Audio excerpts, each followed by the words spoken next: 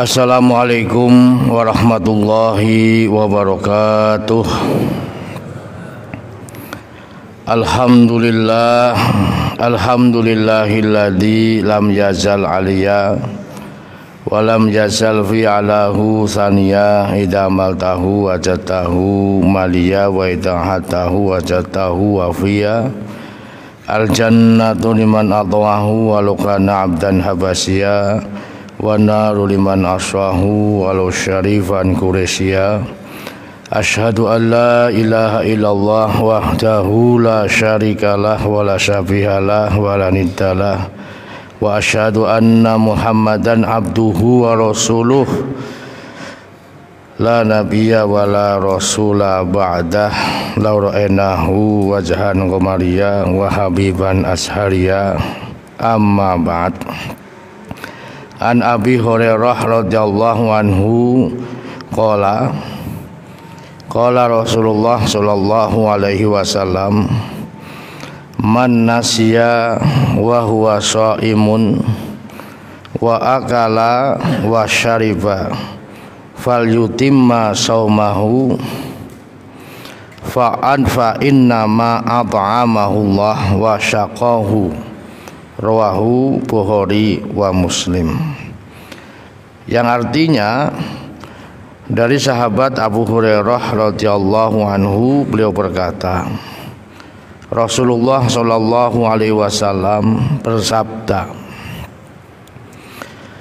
barang siapa yang ketika berpuasa itu lupa untuk makan dan minum, maka hendaklah orang itu menyempurnakan kembali puasanya, karena sesungguhnya yang memberi makan ketika lupa itu adalah Allah, yang memberi minum ketika lupa itu adalah Allah. Hadis riwayat Imam Bukhari Muslim. Inilah di sini menunjukkan bahwa ternyata orang lupa itu faedahnya besar sekali, Pak. Ya. Wis mangan sepiring kelalen, oh jebule puasa. Ya. Nginum satu aqua besar, jebule puasa. Tapi lupanya lupa beneran, ya. Bukan lupa-lupa yang dibuat lupa, ya. Dalam hadis ini dikatakan hanya makan dan minum. Tidak ada istilahnya lupa urusan suami istri, nggak ada, Pak Jamal. Awan-awan kok kelalen ngono. Apa ada yang seperti itu? Ada. Di zaman Rasulullah itu kan kisah ada seorang badui datang kepada Rasulullah pada waktu awal-awal Ramadan disyariatkan. Awal puasa Ramadan disyariatkan, karena begitu ya cara wong iki menggebu-gebu mengencok pengantin anyar, ya. Lalu terjadilah mengadu kepada Rasulullah, ya Rasulullah, saya sudah begini padahal siang hari bulan Ramadan. Ya kalau gitu ya Anda fatahriru raqabah, membebaskan budak. Ya gimana membebaskan budak, wong saya orang fakir, orang miskin. Ya kalau gitu it'amu sittina miskinan, memberi makan 60 orang miskin. Ya gimana 60, wong makan sehari-hari aja saya susah. Ya sudah kalau begitu puasa fasyamu syahraini mutatabi'ain. Jadi kafaratnya itu berat sekali. Orang melakukan hal terkait dengan suami istri itu berat. Puasa 2 bulan berturut-turut, nggak boleh yang terputus. Kalau sampai kemudian terputus, ulangi lagi. Kan seperti halnya orang obat sakit paru-paru itu apa itu? Ya, kalau terputus tidak makan 1 hari saja harus mengulang lagi setengah tahun. Ya, sama berat.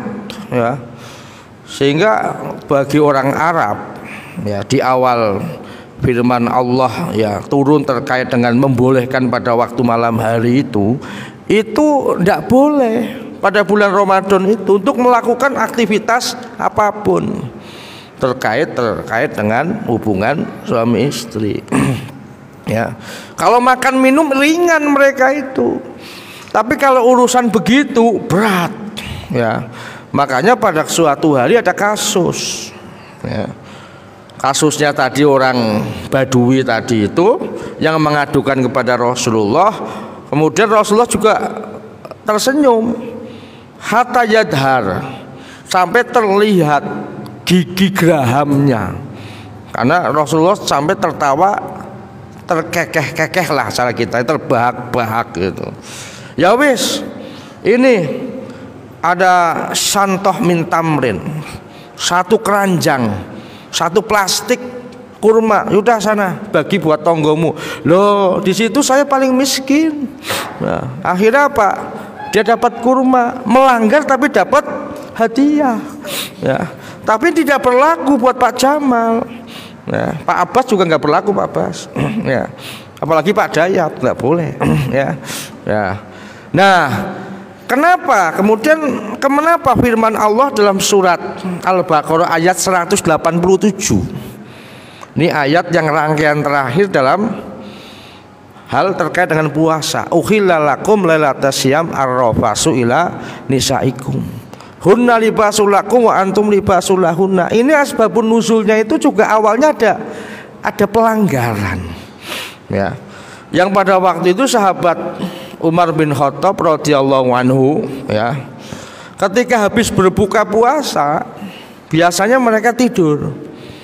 Karena di zaman Rasulullah sholat raweh itu kan bukan dilaksanakan habis isya langsung, bahkan dilaksanakan itu tengah malam.